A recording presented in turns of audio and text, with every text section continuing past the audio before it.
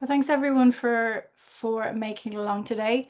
This is actually the first year that we've done this particular training, but I do think it's really, really important. The more that I was going through the slides, I was like, actually, this is very confusing for people. So if you've any experience of it, you're probably a little bit more, a little bit more down the road than other people. But hopefully this will give you a little bit of an insight into booking activities and etc. in Trinity. And by the end of it, you might have a bit more information. Oh, darn. A bit more information, but also just a little bit more confidence in the bookings. And really, once you get going, it's the best, the best thing to do is just practice. Uh, oh my gosh, I'm sorry. Um, So I feel like you're probably seeing all of the slides there that I have as well as my desktop, but we're just going to keep going because I don't want to delay any further while we're just admitting people and I'm clicking on things. Okay. So running events in Trinity. So a lot of this information is going to be available on the CSC website for you to look at in any time that you need to. And then you'll be able to review these slides as well. We'll send them out afterwards as well as the recording. And also obviously ask us any questions. But for yourself at the moment, as a new committee, we would really recommend that you start getting together, maybe starting having some meetings. I know you're probably not in Dublin yet, but you could be having some online meetings and stuff like that, and just planning the year ahead if you haven't started already. Really the basis of your events and activities for the year. You should be looking at the aims and objectives of your society as per your constitution and sticking to that. So, trying to give the members what they signed up for, if you know what I mean. So if I'm signing up to a knitting society, I kind of want to do knitting. I don't, I'm just making sure that you are catering to them. So plan with your committee for the term ahead and obviously the year ahead for any bigger events that you have, and try to do it as with as much notice as possible so that you're not disappointed. Are you going to have weekly events? Are you going to have bi-weekly events? So really kind of sit down and start working together on a plan that's going to be doable for you in terms of the workload. You all have degrees to get as well, so don't forget that. And try to be consistent for your members as well. So if you always have your coffee morning on a Tuesday, try to always have it on a Tuesday once you get going. Assign roles and responsibilities to your committee and share the work. It's very often that I see people there might be 2 or 3 people really carrying the society. It's really good idea to kind of kick off the year in a way that you're all working together, rather than have 1 or 2 people taking full responsibility and then having the burden of really carrying the society by the end of the term. Your responsibility as committee members is to the members of your society. So the people that are going to be signing up during Freshers Week, your job is to kind of run events and run things that are going to be really interesting to them, and specific and unique to your society as well. So, there's obviously going to be some crossover with other societies at some times, but really try to stick to as I said, your aims and objectives.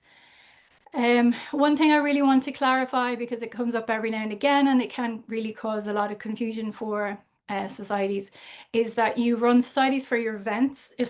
You run events for your members, the people who sign up to your society, not for members of the public. So you cannot advertise your events to the general public. And if you're registering people tickets and stuff like that, or registering, inviting people along, they must be your members of your society and members of the TCD community. However, there may be occasion where you can invite guests. It cannot be open to the public, as in this event, you pop in to Trinity and you can come to this event. However, there might be something like you might run an event with your equivalent in another university. So the Trinity Orchestra might invite an orchestra from another college in, and in that case, there is a little bit of a difference there. But those guests are coming in as guests of the society, and you should always ask them to register in advance. But in general, your societies are for your members and not for anyone else. And if somebody comes to your event who isn't a member but is a member of Trinity, obviously they can sign up on the Sign It Hub at the door, and that way they gain entry to the event. If there's any questions on that, maybe we'll hold them until the end. But I'm sure I feel like that should make sense to everybody. Your society also doesn't run events for external organizations. This is one that comes up more and more. Obviously, we have a beautiful campus right in the city centre, and it's very tempting for organisations to want to run their events in Trinity as well. There is a way that they can do that, and that's through the College Central bookings system. But if they approach you and say, oh, we want to run a talk in Trinity, stuff like that, absolutely, that's brilliant if they want to run it for your members. But if they want to run it and invite members of the public or members of their business or whatever like that, that's really them kind of using you as a society in order to get free space on campus. To be honest, that's kind of no other way around it. There might be, a few little exceptions where you have sponsorship deals and stuff like that. They're kind of rare, but if you have any kind of queries around it, you come to us. But in general, you run society events for your members, not for external organizations or not for the public. We ask you as well to take into account what you've learned, like we did an ability co-op training session yesterday, and really consider the needs of your society members in terms of accessibility. If you missed that session yesterday, there will be another one on the 10th at 1 o'clock. So please make sure that at least a couple of your committee members attend those to make sure that you are running events and activities and really considering the whole population and all the needs that might be, the varied needs that might be within those members, okay? So book early to avoid disappointment. I'll go through that a little bit more in a second. And then I suppose another thing to note before we kind of get going is what's the difference between a routine event and an other event. It's become a little bit clearer as we go along, but it might come up a little bit for you. So an example there I brought up was the orchestra, I suppose. So the orchestra, your rehearsals would be a routine event because that's something that falls within your aims and objectives. However, your concert is something special. So you would need additional permissions for all of those kind of things. So those things will become a little bit clearer as I go through stuff. But I guess I just wanted to highlight a couple of really key points before we get going. And as I said, these slides will be sent around as well. So come on, please behave. So be aware of TCD policies. Again, this is something we touched on at the handover training. I'm aware that not many people made it, so I just want to go back into it a little bit. So the Trinity College has a number of policies that you as students, not just as people responsible for societies, me as a staff member included, must abide by. There would be the dignity and respect policy would be one of the main ones that I'm going to highlight today in terms of this particular topic, so your events. So behavior at your events must follow the college dignity and respect policy. Every student in Trinity, as I said, must follow this. So it's not specifically your society event that you're responsible or in any way, shape or form for people's behavior. They are responsible for their behavior. The Trinity attendants who are all over campus, usually under the front arch and the arts building, you'll find them. That's a good place to go and find somebody if you need them. But if anything was to happen, God forbid, at your events and somebody was in any way threatening or in any way like inebriated or anything like that, please don't feel like it's your responsibility to take action and to be, solely responsible for that, because it can be quite a lot. The Trinity attendants are trained, and so if you send somebody to grab one of them, bring them back, and they will deal with any issues that come up at your events. The same in terms of anything that falls under the dignity, respect, and consent policy. There is a team in Trinity now that can help with any more serious issues. We have training, 2 sessions of training with them next week. So again, please attend the training so that you become completely aware then of your responsibility and the limits, I suppose, and the boundaries around what you can or what you are and what you're not responsible for activities or any behavior at your events, whether it's on campus or off campus. Once it's under your society name, it doesn't matter whether it's on campus or off campus. I've been asked to highlight specifically by the Juniors Dean's Office the alcohol policy. So the college has a very comprehensive alcohol policy that's on our website, and we'll send that out as well with the slides following this training. However, we've been asked to highlight it because there's been a few kind of incidences last year and possibly coming up into this year already.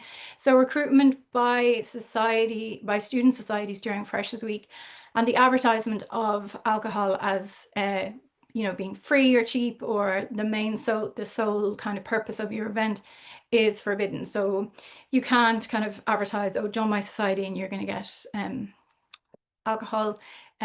Also non-alcoholic events.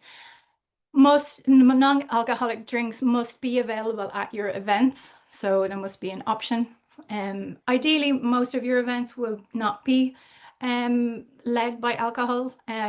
Obviously, there might be a few where you have a reception at, but mainly not. But if you are providing alcohol or having a reception, is what it's kind of usually referred as, you must provide non-alcoholic alternatives. Drinks companies cannot appoint student representatives or promote their products on campus. So make sure that if you've been approached by any drinks companies, that you're aware that it would be in breach of the college alcohol policy. And so we are asked to monitor that as well. So we will be monitoring, and we'll contact anybody who we feel has made a breach of that. And also, drinks companies cannot sponsor student society events or activities. Mainly, it's just they want to make sure that your society events are related to your aims and objectives, and not, as I said, led by having alcohol at them. So that was a snapshot of some of the rules and regulations.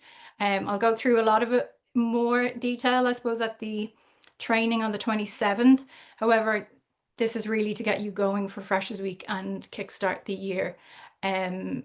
So yeah, if it's a lot, that's understandable. So how and where can I hold my activities and events? So obviously this Zoom account, we have a PRO license that's open to up to 300 people to attend. That is something that you can use. So we have a link to it on the CSC website where you can book it, and you can have up to 300 people at your meeting, or you can have 5 people at your society committee meeting before you all kind of make your way up to campus in a week or so. If there is a security issue, obviously, if you're setting it up on your device, it might not recognize it because it might be a new device. So when you log in for the first time, it might need authorization. So check it out, obviously, the day before or a couple of days before you actually host the event, so that you're not kind of left looking for the code, because it will be sent to me and I'll need to send it on to you. So email me as soon as you are ready to kind of set it up on your device, and please feel free to use our Zoom account. You can also use Google Hangouts, obviously. which doesn't need all of the security stuff, and it's for smaller events that you might host online. But please, try to use your CSC accounts for those rather than your personal accounts, just so it's hosted by the society and not you as an individual on your Gmail or anything like that. Okay. So the spaces around college are limited, to say the least, but they are there. But obviously it's very, very difficult to know where they are and how to book them at this stage. Again, it's all on our website, but I understand it isn't overly clear because there's a few different booking systems. It's not all centralized. The CSC rooms, though, are very, very easy to book, and you can do them yourself whenever you wish. You must use your CSC email address to do it, though. You can't do it as a individual TCT student. These rooms are only for recognized societies on campus. So go onto the CSC website and you can book any of these rooms, apart from actually the last one, which I'll come to. So the atrium rooms are at the back of the dining hall. They are wheelchair accessible, and we recently did them up maybe about a year ago, so they don't look too bad. They're rooms 2, 3, and 4 on the ground level, just past the main atrium space. One room has a projector. That's room 3. So if you're doing a film screening or a presentation, that would be the room that you would book. Room 2, actually, I think that's the other way around, but it'll tell you on the website. One of the rooms has sofas, so it would be more of a coffee morning, casual meeting space. And then there's a room where you can have more formal meetings, workshops, stuff like that. So it just has tables and chairs in it. Capacity in all of those rooms is about 25, but I mean, that's tight, I would say. More comfortably, you'd host an event that could be up to 15, kind of 20 people in it, really is the most. So they're the most common rooms that people use. They're bookable now. As they'll be available for you to book now, even for next week, if you wanted to have a committee meeting or if you wanted to use it for a postgrad meeting, because they'll be back on Monday. The Eliz room in House 6 is also bookable. It's the large boardroom just off the CSC office. And it's not accessible, unfortunately, but there is a plan to build a lift in that building next year. So hopefully at some point in the future, that room will be more accessible, but it is bookable on the CSC website, but I have a feeling there might be a glitch on our site at the moment. So drop me an email if you want to book it. And it is possible to host a reception in there, which means you'd have food and drink in it because there's a little kitchen as well. So if you were doing an event that you wanted to have refreshments, then that could be a room that you book. But once you book it, you need to get Junior Dean approval. So Junior Dean approval is needed for anything that has food or drink or anything unusual at it. So book the Eliz room, then fill in the Junior Dean approval form, and you should be good to go on that. The capacity of that room, again, is about 25 to 30 ish, depending on whether people are standing or sitting and stuff like that. So pop into the house anyway, House 6, and have a look at it if you feel like it could be a room that you use. Those two spaces as well, atrium rooms and the Eliz room, it is possible to have recurring bookings on it. So a lot of societies would be approaching me at the moment saying, we're thinking of having a coffee morning every Tuesday at between 11 and 12. Is it free? So I can put in a request then, or I can put in a standing booking until the end of term for a repeat event. We can't really do it so much in the evening. We have a fair usage policy. So, but I'll do my best kind of thing to do any recurring bookings for you. However, we have 121 societies. So we want to make it as fair as possible for everybody to be able to use any of those spaces. But if you were having a coffee morning workshop or sorry, a coffee morning meetings that happen regularly, do reach out and I'll see if I can find you a slot in one of those rooms. We also have a room 191 down on Pier Street. This isn't open to everybody to book, but I thought I'd mention it today because there's a lot of arts societies. So that is a workshop space that can be used for kind of art workshops. So it would be mainly the Trinity Arts Workshop that would use it for their classes. And then that's been extended to the Trinity Arts Festival and a few other arts societies. But if you think you fall under that and you want to have a go at using that space, drop me an email and we can look at the timetable for that. So that's CSC spaces. So that's one thing, and you can book that yourself. You don't need permission unless you're having a reception. You can go on the website and book it. Now we're on to college spaces, which are all of the other spaces basically on campus. Your lecture halls, your outside spaces like the Rose Garden, or the in front of the cricket pitch area, stuff like that. Regent House, which is a beautiful space upstairs in House 5, Goldsmith Hall, any of the teaching rooms, and also Atrium, the main space. When you walk into the atrium, that beautiful kind of open bit space, that's bookable. And then upstairs there's room 50, which does what it says in the tin. It fits 50 people, but it fits 50 people kind of standing and not doing very much. So I would say the capacity on that is slightly exaggerated. The capacity of the main space in the atrium is about 100 for a reception. So all of those spaces are available to book and more. However, everything, all of these spaces are done through the Trinity Inquiries central events system, and generally they're only available from 6 p.m. in the evenings, because obviously the priority is academic teaching. So those spaces would be used. Maybe the outside spaces and stuff like that, you might be it might be available a bit earlier. But those are the spaces, the main spaces that societies would use that are booked through the Inquiries Office. The Inquiries Office is also involved in the GMB booking systems, which is another separate system. So the GMB is obviously that beautiful building in just off the front square, and it houses the HIST and Phil and the Theo as well. The booking system they use because they have the priority on the spaces. However, they do facilitate societies when the Phil and Hist and Theo aren't using the spaces.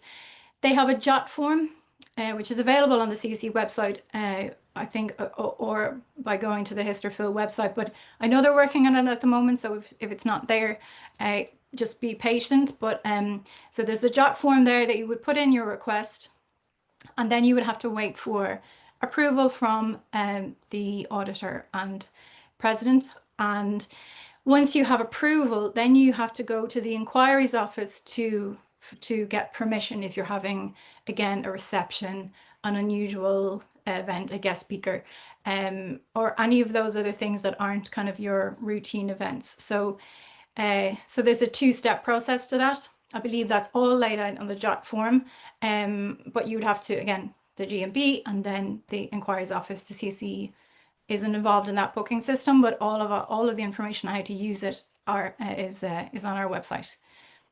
Then there's obviously other spaces that are available. They're not bookable through the Trinity Inquiries Office, but they'll always tell you that they're actually really, really nice in the Inquiries Office. So if you are ever unsure, you can drop them an email and they'll let you know, listen, we don't book that, but this is who does, kind of thing. They would include things like the business school. So there's an email address there that you would email and they would send you back an inquiry form on using the school.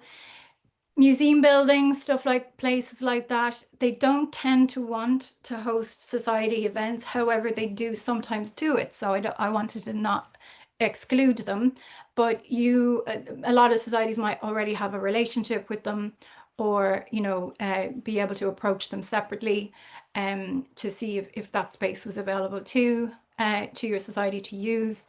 I can't think of any others off the top of my head, but they're the main spaces anyway on campus that societies would use, other than the ones that are bookable through the Inquiries Office. The other thing to note there is, those stands, they're like little pods that are in the arts building, and then the tables in the Hamilton. They're bookable for societies to, if you want to sell tickets, give out information, have a bake sale, all that kind of stuff throughout the year. that is done through a number of different ways of doing it, but ultimately it goes to the same person, which is the attendant in either the Arts Block or the Hamilton. So there is a form on the Junior Dean website, or you can email them there at artsrec@tcd.ie. But I always find it's much, much easier to go over and speak to them in person. They have a physical diary, or at least they used to. I haven't been over there this year yet. And they'll just look in the diary and say, okay, actually, there's a stand free on Thursday at 12 o'clock, and you can just confirm that, okay? If you are just using it as an informational thing, should be no problem. However, you would need to get permission from the junior dean if it was for a bake sale, or if you're selling products or tickets. So say you were selling your society hoodies and you wanted to set up a stand to be able for people to collect them and stuff like that. So you would just need to get permission, especially if you were dealing with any kind of money and stuff like that. These are all really related to security and making sure that the security are aware that somebody might be handling money. So always kind of come at things with, whether, this extra security might be needed. So they're college spaces. So in terms of the college spaces, I would advise that you do this before we kick off, because time is going to be limited once you get going. But they do ask that that representatives from societies do the online training. It's available on YouTube to watch anytime. I think we put it out in the link and in the link tree for this week's training. You just watch it, get it, so that you know where the fire safety areas are, and who to contact in case of an emergency at your events, but maybe give the responsibility to a couple of people from your committees, just to make sure that you've done that training and you have it already behind you before you start putting in for events and things, so that otherwise the college inquiries office will ask you to go and do that and then come back. So you would go, say you wanted to book, we'll use an example of the Edinburgh. You're hosting a guest speaker in the Edinburgh. So you would contact the inquiries office, and they provide you with any of the forms that you need to fill in depending on the nature of your request, okay? So if it's a general lecture or a meeting for your society members hosted by you, there shouldn't be really anything more than the booking needed. However, if it's a more complex event, you might be bringing in a guest speaker, that additional security might be needed. You might be having drinks or food or anything out of the ordinary. You will be required to complete an event management plan. I have it there, I can show you, but I don't. It's a 5-page document, so maybe just have a look at it on our website. It's fairly simple, but it is, give yourself time to fill it in. And then they will also, and the inquiries office will send it to you, and they'll also send you any junior dean permission form that you might need to fill in terms of the permission that you might need from the office of the junior dean for the event. Please give it loads of notice. Don't ever, if you leave it last minute, the junior dean's office is not going to be able to give you permission in time for your event, and you don't want to disappoint yourselves or your members by leaving it too late. But the inquiries office will really lead you through the first few times, at least, what forms you need to fill in. Then they take responsibility of it, and they send it out to everyone who needs to know. Maybe estates and facilities need to know, maybe security needs to know, maybe housekeeping needs to know to clean up after it, all of those things. Any events then that need additional security and support, there would be a CSC grant, I think, for 2 to 3 of those securities throughout the year. That'll all be in the grant training with Henry on the 27th. So we do, as a CSC, we do provide grants for some of the additional securities and supports, i.e. cleaning up after you, that you might need for any of the larger scale events that you might be running. So what the inquiries office asks really is that you give a minimum of 5 working days, that is, don't count the weekends, for a routine event, so say you wanted to book a meeting room in the Hamilton for one of your smaller events, you should give 5 days notice. But anything that's may require additional permission, such as a reception or anything like that, it needs to be 10 days, because the turnaround is quite long for the inquiries office and the junior dean's office. And then far much more in advance if you're having anything like one of your concerts or a ball on campus, or any kind of larger functions, and like gaming, like intervarsities, gaming intervarsities, or any kind of larger events. Give it loads of notice, contact the inquiries office, and start the process of getting the permissions through before you start advertising it. Yeah, just to, as I said, avoid any delays or disappointments or anything like that. Now, off campus, obviously, if you're from Dublin, you'll know yourself, there are tons of venues, and they would only be loving having somebody in on a quiet Tuesday evening. So your society may already have a relationship with a lot of the venues around campus.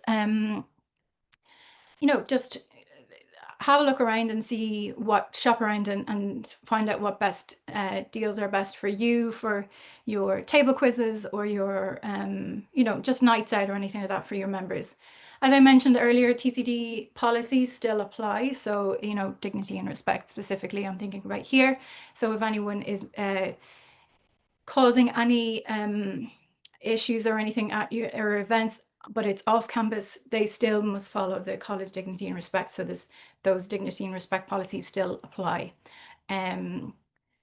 Yeah, so I suppose a little bit of advice there I put in for the second one, because it has happened recently with unfortunately, a lot of venues closing down, and society's been asked to pay quite large deposits, because sometimes they can be a bit like, oh, students, they're going to wreck the gaff. That's not the case at all. We know that, but they can inflate deposits because of it.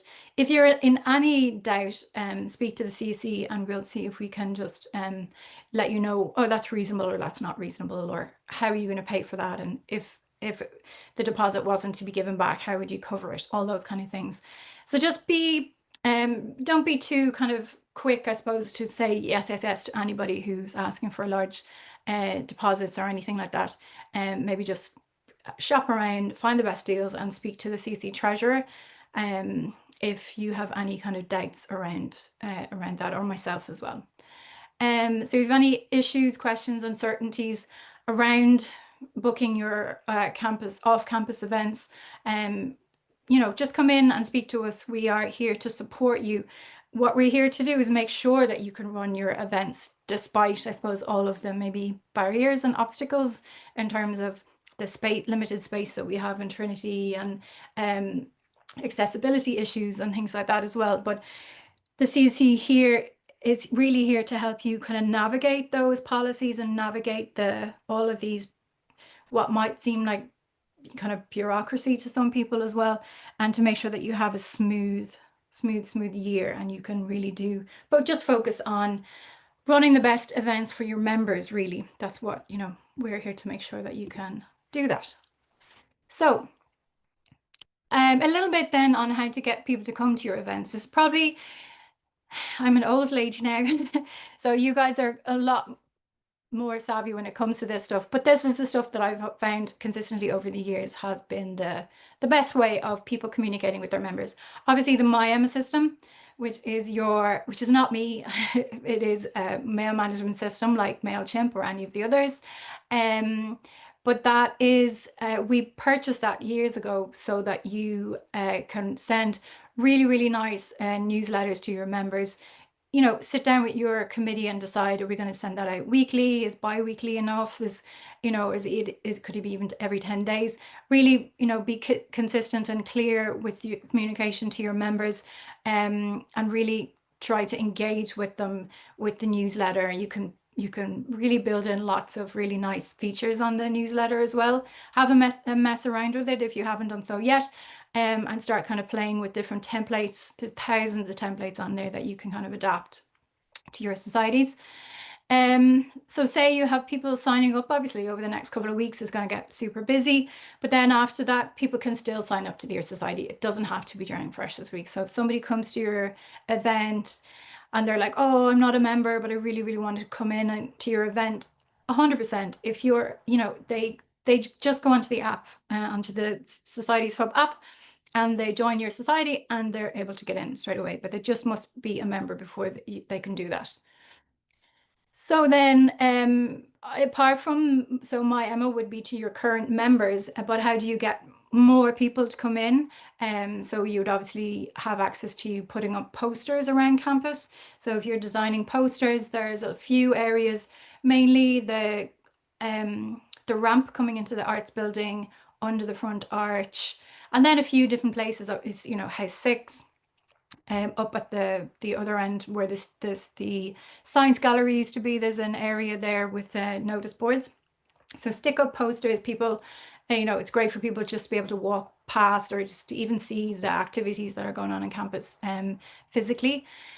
Social media obviously is the really big one, isn't it? So most societies would have an Instagram account, and that's kind of where a lot of your events get advertised. You can tag us in any of your posts, and we will share it out to our audience as well if you want to get it out to a wider audience. But I would also get into the habit of tagging the TCD comms. They're really keen to kind of support society events and activities, and that means if they share your event, they're sharing it with everybody who follows TCD. So your potential membership then will grow, and more people will be aware of your events. For the posters and social media, we have training next week. I just can't remember the date off the top of my head, but we'll remind everybody for what training's happening next week. And it's around universal design, so making sure that your posters and your social media are accessible, and they don't exclude anybody from being able to read them or find out when your events are going on. So if you're a PRO or a secretary, or whoever it is on your committee who's going to be designing the posters and doing your social media, I'd really, really recommend. It's going to be a good session around making sure that your communications are really, really designed in order to include everybody within the TCD community, which is very, very important, obviously. If you have larger events such as Med Day, Law Day, all of those larger events, the college has a calendar that you can pop them on. So you would just go to the TCD calendar. There's a website there, and you can input your information, and it will be shared to the college community. And as I said, you can also just tag TCD comms or engage with them now. It might be an idea and say, listen, we have a plan to do at this event, and they can send people along to your events to kind of do stories or whatever it is that you feel comfortable with, to promote your events and your activities to a wider audience. But obviously after that, just be creative. I'm not on TikTok. I'm not going to pretend to know what that is. So I'll leave that all up to you. Yeah, I'm sure you have great plans for the year ahead. The last thing I'm going to just mention for this section, at least, I think I have one more slide after this, so don't worry, it's not going to be too much longer, is that, so ticketing and registration for events is obviously a big thing for societies. So if you're having a free event, it's usually fine, but you might want to know how many people are going. Or if you're having a large event where you're selling tickets and people are buying tickets, it can be very pricey if you're using Eventbrite, Stripe, all of the different systems that are out there.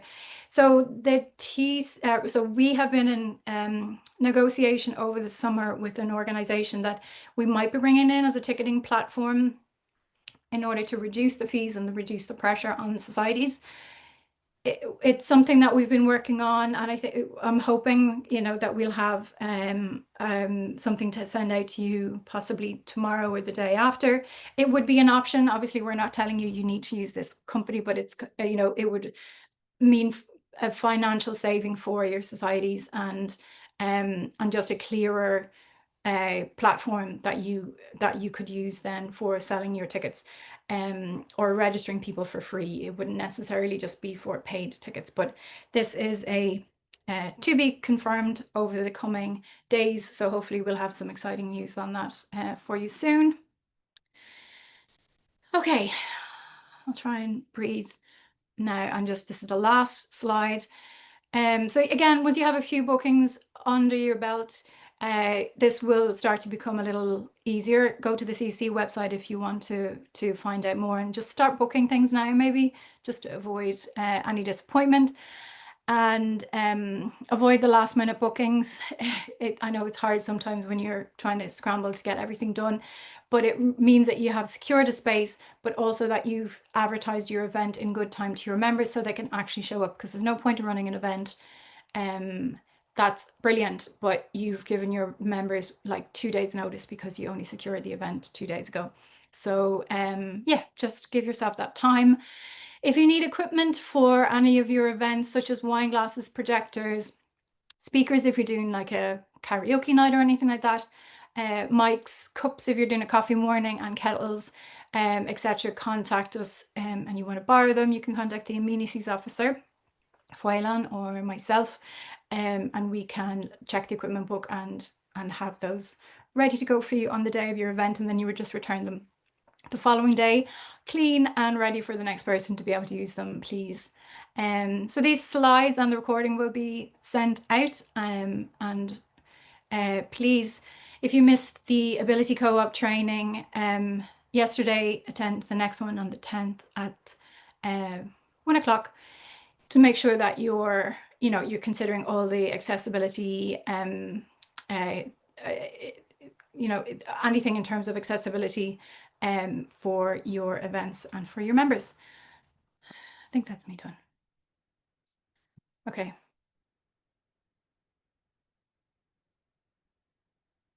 Right. So I'm going to open the chat there, but if anyone has any questions or anything that wasn't clear, because it's obviously all clear to me because I've been doing it for so long, but if it wasn't clear, type away or put your hand up.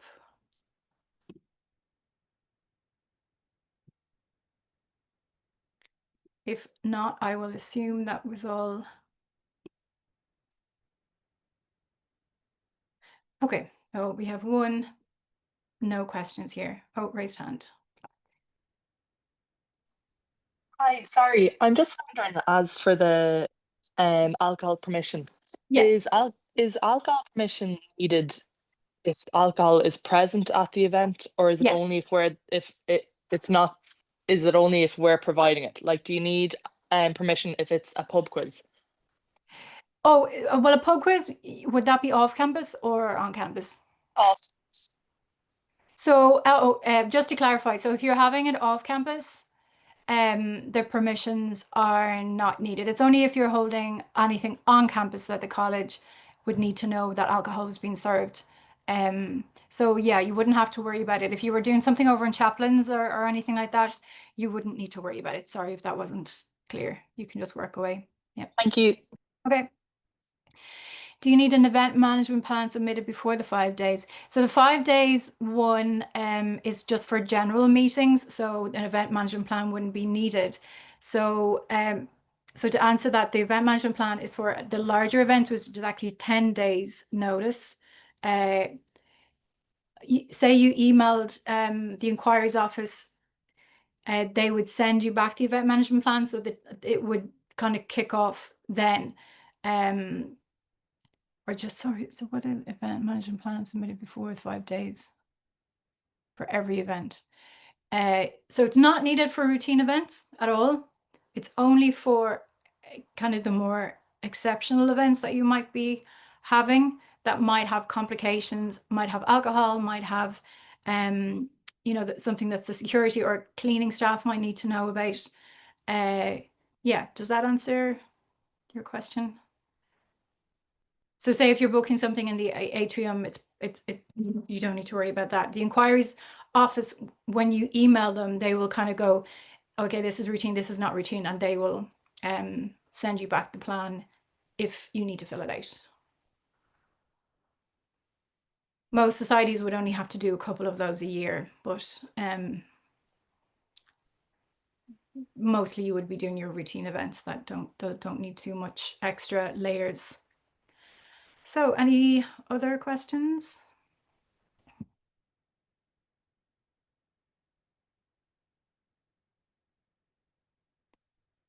Okay, well, I'll start wrapping up there, but I am available. I'm in the office tomorrow and Monday, and next Friday. But obviously, the CSC executive are also available, and they've been involved for a couple of years now. Most of them are returning this year, which is great. So they will be able to answer any of the questions that you have. But you know, as I said, we're here to help. But once you kind of get a few done, I feel like you'll kind of start to navigate the systems a little bit more. But just start booking stuff, really. You know, don't hesitate, especially for Freshers Week. You know, there's no reason why you can't kind of just go on and start planning stuff. If you haven't done so already, and booking even the atrium rooms and stuff on the website today. So look at our website and go down to there's a section there for society committees, and there's a tab for booking your event spaces, and you can just do it in real time through your CSC email address. And the recurring bookings, just drop me an email if you're interested in doing something like that. So say a weekly coffee morning or something like that, just drop me an email and I'll see what's we don't have many in it yet. So yeah. Okay. Right, unless I have any other questions, then I'm going to stop the recording.